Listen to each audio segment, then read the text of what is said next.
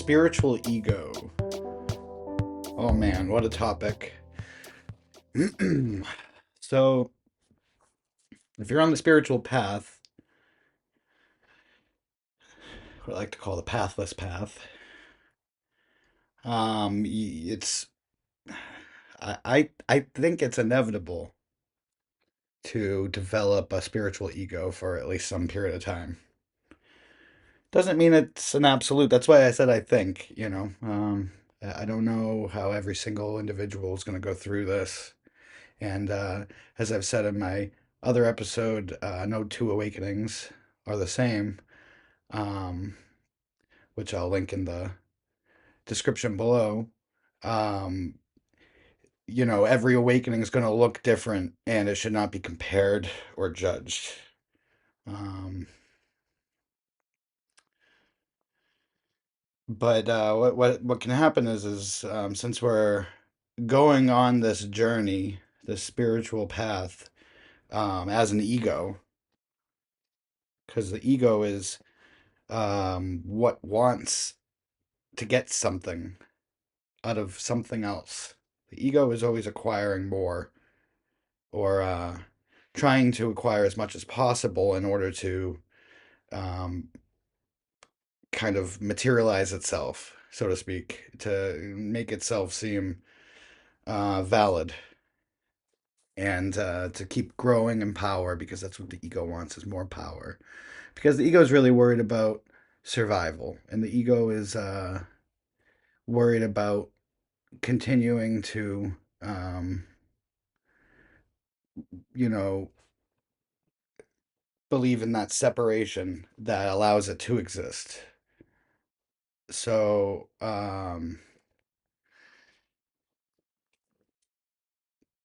spirituality is kind of like acid on a ego or like salt on a snail. So on the path, the ego can kind of freak out a little bit. That's something you might find out. Um, it can victimize itself. It can project blame. It can judge others.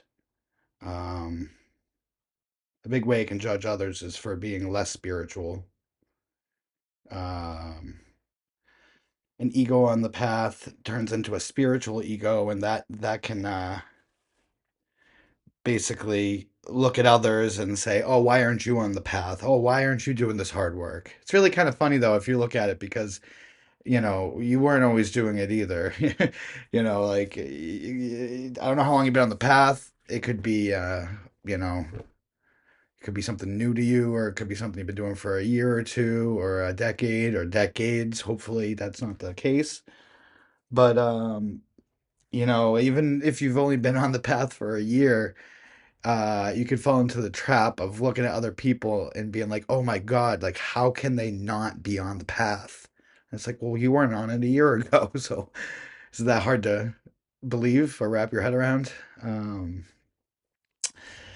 but what can happen too is the more you acquire these spiritual, quotes and knowledge and information and non-dual philosophical ideas, and you might be meditating and you might be doing shadow work, or it's going to change the way you see the world. And if you're doing things in the right way, then it's probably going to do that for you.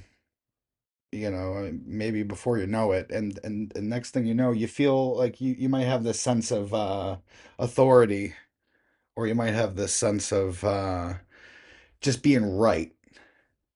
And just notice this. This is a huge trap, and this could some people like are they last like this for a very long time, maybe for the rest of their lives. Some in some situations, and all it is the ego masquerading around as no self. It's the ego, marching around in a no ego costume. It's really kind of silly, but on the other hand, like, you probably have seen some growth. That's probably what's fueled this egoic spiritual identity. Um, you can't really acquire um, awakening. It's not something that you can get. There's no means to that end. It's already so. So the ego is precisely what is looking in the next for the awakening or for the next level up in your spiritual improvement, or another notch in your spiritual belt. Um, that could last forever. There's no end to that. You could just keep reading books. You can keep meditating. You can keep giving people advice on Reddit or wherever. You can, walk around. You can, keep correcting people. You could be turn into a non-duality police officer. And that can just keep going and going and going and going and going. Um, at some point, hopefully you catch on to the game. And if you're really, if you're looking around, you might notice people kind of like not wanting as much to do with you if you're acting like that. You got to be careful too, because you don't want to spin that in some sort of way that it's like, oh, those people, they just don't get it because they're asleep or whatever. It's like, I'm sorry, but all of that is just BS. There's nothing. Non-duality is not about knowledge or knowing. You can philosophize about it, and you can read as many books about it and think about it as much as you want.